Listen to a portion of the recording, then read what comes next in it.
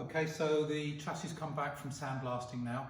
We found some holes in it that we weren't expecting, although it does seem to be very,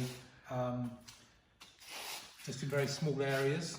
I don't think it was necessarily due to water damage. I think maybe there was impurities in the metal, whereas some you can see where the water has laid down in the bottom, and it has had salt damage from that as well. So some of the rust was understandable, some was a little bit more difficult to understand why it was like that.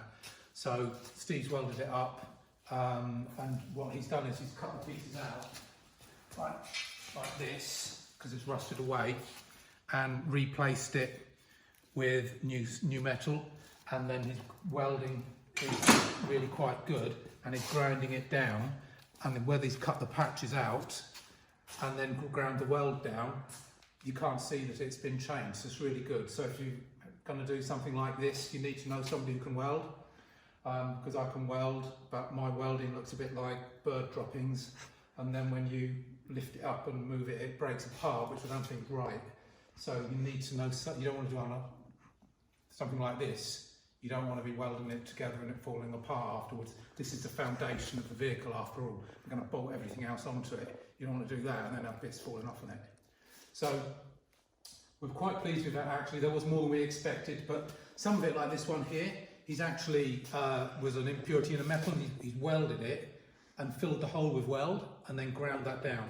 Whereas other bits he's actually had to chop out altogether.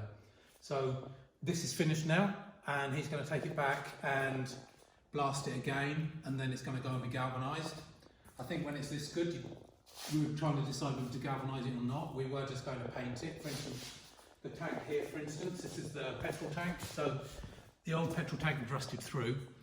This is actually a new tank from back in the day, and it had been put into storage, and then it had gone rusty, but only on the surface. So we sandblasted that, took it back to shiny metal, and we just repainted that, and it looks like a brand new petrol tank. And to be honest with you, it's as good as a brand new one, so we're quite happy with that. Actually sits in here. We're thinking of leaving it that colour because it's quite nice. Well, I am anyway. This is a prop shaft, so he sandblasted the prop shaft as well. And again, doesn't need to be galvanised. He's just painted that. I wanted that yellow, to be honest, because I think that would look nice. But he's done it black anyway, and he's done some bits here as well. Like you can see, that's all been sandblasted and just painted. These here, they take the shock absorber from the front, so they're going to be front and centre when you lift the bonnet, so they need to look good. But it's all, I thought this was quite a nice orange. That's obviously the cooling fan. I hope that we can leave it that colour. That'd be my vote, but I think we will, because it's done that black in the middle as well, so I think that looks quite effective. And I thought maybe the other stuff that we bolt on, we could do a different colour, so that when you look at it from underneath, it looks quite fancy. We've brought this, which is for sandblasting, so we go into the smaller pieces that we don't want to take to the main sandblaster. We can just do ourselves in this cabinet. So we've got something, we could put something about 2 foot in there, no problem at all. Be interesting to see how that works. Quite curious to see. It comes all inside. It's got the gun there for the sandblasting. So he's been to get some media for this. So we're going to try this tomorrow, see how it works out. So this can go away now and be galvanised, and then we'll start bolting bits back on it, which is a bit I'm really looking forward to, because it's something I can do, and I haven't really been able to do much of this because it's outside. It's above my pay grade really. The engine went away last week, and they're taking that apart.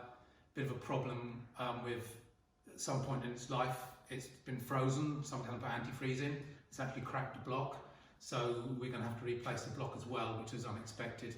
But I don't think in the big picture it's not going to make any difference. It will still be the same engine. Everything else on it will be the same. So we're pretty pleased with the progress now. It's looking really, really good now that we can actually start moving forward on this. So yeah, roll on for the next part of the operation.